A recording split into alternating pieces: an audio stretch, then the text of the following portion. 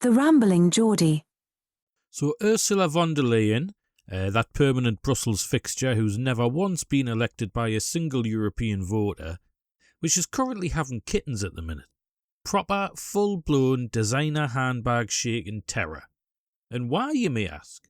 Because Marine Le Pen's knocking on the door of the Elysee, and the AfD are cleaning up in Germany. The unelected queen of the EU gravy train can already smell the end of her little empire, and it's got her proper rattled. So let's get this straight, right? Von der Leyen didn't win a single popular vote to run for the European Commission. She was stitched up in the back rooms by the usual suspects, the same crowd that treats democracy like an optional extra when it doesn't go their way. Her entire career is a masterclass in how to stay on the payroll without ever facing the public. And now, the public's finally waking up. In France, Marine Le Pen's national rally is polling like they're about to walk it. In Germany, the AfD are the second biggest force and rising faster than a Newcastle night out after last orders.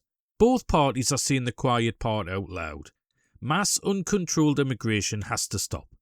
National borders actually matter, and the endless lecturing from Brussels and Davos is finished. And what has the EU done every time the right starts winning? Well, they've tried to stifle them, of course. Lawfare against Le Pen, endless threat to democracy smear campaigns against the AfD, debanking, media blackouts, even talk of banning parties outright. Classic Brussels playbook. If you can't beat them at the ballot box, just change the rules. Same old story we've seen across the continent. And don't even get me started on the World Economic Forum. Klaus Schwab and his mates of fucking Heaven's Gate looking motherfuckers have had their sticky fingers all over EU policy for years. The green diktats, the open border nonsense, the you will own nothing vibe. Von der Leyen's been in and out of those Davos cocktail parties more times than I've had hot dinners. The WEF's influence has been way too cosy for far too long. And the people, well, they're finally starting to notice, aren't they? Now imagine France and Germany, the two big engines of the EU, actually putting their own people first and walking away or forcing a massive rethink. For the Brussels bureaucrats and the WEF crowd, absolute disaster. The whole project starts looking like a house of cards. The funding dries up, the power shrinks, and Ursula's lifelong grift, the private jets, the fancy titles, the unaccountable authority, could be over quicker than a Geordie can neck a pint. But for the actual people of Europe, pure gold. Suddenly, you've got countries that can control their own borders again. Illegal immigration gets tackled properly instead of being managed like a PR problem. The rapid Islamisation of Western cities, the parallel societies, the no-go areas, the cultural erosion, finally gets some serious pushback from governments that answer to their own voters, not to NGOs in Davos.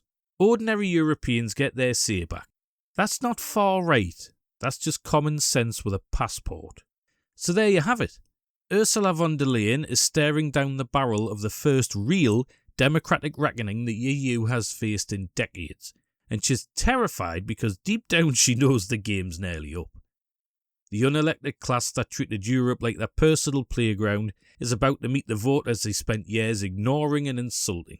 France and Germany putting their own houses in order won't sink Europe. It'll save it from the people who've been running it into the ground. Borders, free speech, national pride, all the things the Brussels bubble tried to cancel. And if that means a few more sleepless nights for von der Leyen and her WEF mates, well, I'll drink to that, eh? Like, subscribe and share it with your mates who still think the EU is Project Peace, and I'll catch you on the next one. Cheers. Don't be daft, man.